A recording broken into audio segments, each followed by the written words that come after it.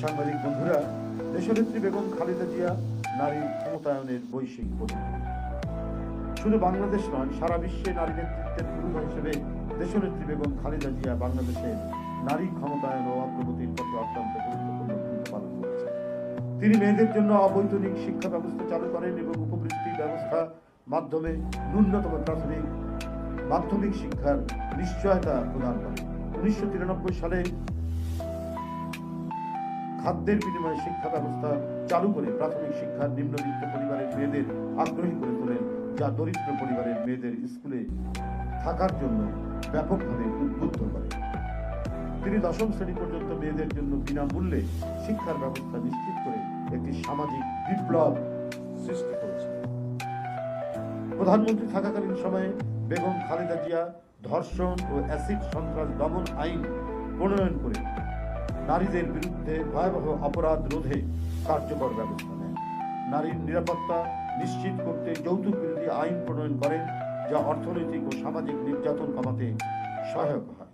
নারী ও শিশু নির্যাতনের বিচার দ্রুত নিশ্চিত করতে তিনি বিশেষ ট্রাইব্যুনাল গঠন করেন এবং অপরাধ অনুযায়ী শাস্তি নির্ধারণ করেন। প্রাথমিক ও গণশিক্ষা মন্ত্রণালয় গঠন করে বেগম খালেদা জিয়া নারী শিক্ষার সবার অংশগ্রহণ নিশ্চিত করেন এবং নারীদের শিক্ষা ও কর্মসংস্থানে অগ্রাধিকার দিতে বিভিন্ন ক্ষেত্রে কোটা সংরক্ষণ করেন এবং দেশে প্রথমবারের মতো প্রাইভেট বিশ্ববিদ্যালয়ের সূচনা করে বহু নারী শিক্ষার্থীর উচ্চ শিক্ষার সুযোগ নিশ্চিত করেন। দরিদ্র নারীদের অর্থনৈতিক স্বনির্ভরতা অর্জন নিশ্চিত করতে তিনি তৃণমূল পর্যায়ে বস্তিবাসী দুস্থ নারী ও গ্রামীণ মেয়েদের জন্য স্বল্পকালীন ঋণ ব্যবস্থা চালু করেন, যা নারীদের উদ্যোক্তা হওয়ার সুযোগ সৃষ্টি করে। শিক্ষা ও ক্ষমতায়নের জন্য আন্তর্জাতিক উদ্যোগেও বেগম খালেদা জিয়া অগ্রণী ভূমিকা রেখেছেন। নারী স্বাস্থ্যসেবা উন্নয়ন ও শিক্ষার প্রসারে তিনি এশিয়ান ইউনিভার্সিটি অব উইমেন এর জন্য ফান্ড গঠন করে চট্টগ্রামে 100 একর জমি দান করেন, যা নারীদের উচ্চশিক্ষার সুযোগ আরও সম্প্রসারিত করেছে।